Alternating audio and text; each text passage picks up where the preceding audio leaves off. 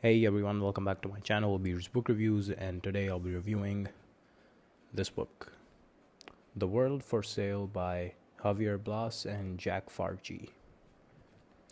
This is the book right here. Money, Power, and the Traders Who Barter the Earth's Resources. So this book is about commodity trading, and more specifically about the commodity traders who have existed for the past 100 or so, or maybe more than 100 years. It delves into the world of this very dark and enigmatic world of commodity traders. And if you're someone like me, and then it's also probably your first time hearing this word commodity traders. Well, what does it mean? Basically, it means a person who trades commodities, and commodities can mean anything. It can, and most of the time it is something physical and tangible, such as oil, metal, food supplies, wheat, vegetables.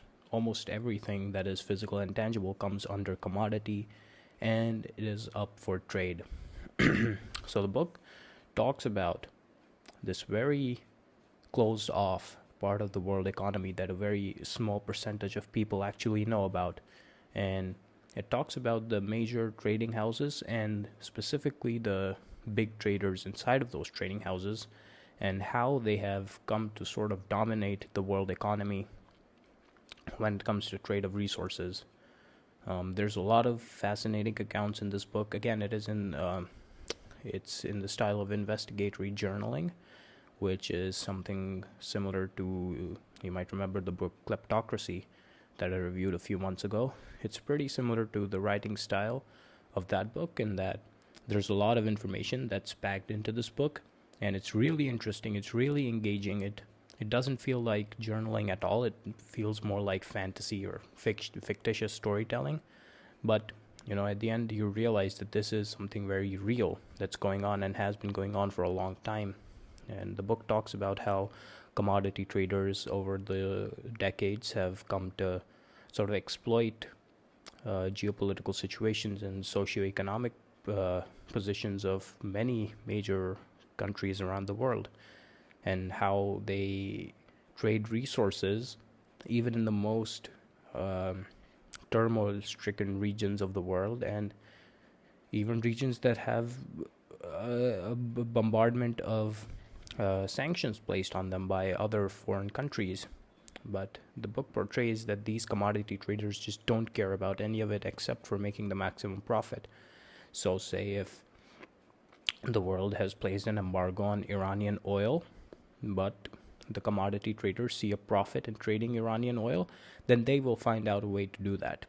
And there's a myriad of examples in the book about the top executives of Mark Rich and Co., Glencore, Vitol, Cargill, some of the biggest trading houses, and how they're constantly jetting between these very, let's say, I don't know the exact word to use, but these very remote parts of the world which are facing a lot of problems, such as war and international embargoes, and how they play this sort of dance of juggling both their own interests, their home country's interests, and their client country's interests, so to speak.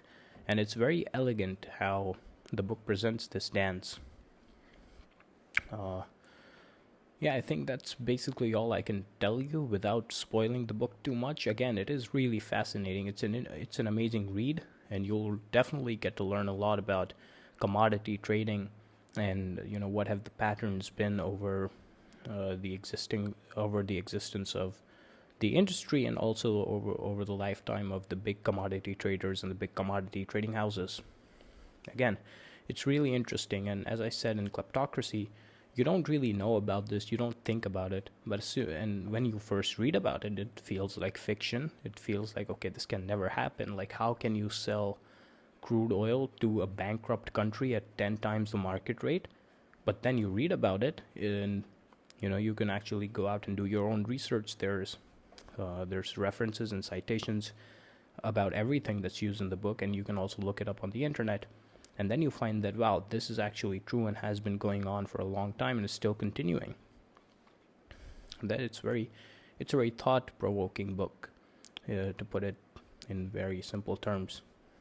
It really makes you think that, okay, there's this entire section of the world economy that I don't know about, and that is, well, in some regards, running the world.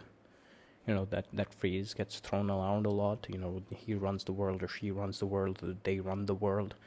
But after reading this book, I sort of feel like commodity traders can be rightfully said to run at least a major chunk of the world economy. And they do it while still making huge profits and mostly staying out of the limelight, unless they commit some sort of fraud, of course. So yeah, that is it about the book. Here it is once again, The World for Sale. It's a really interesting book. It's a really amazing read.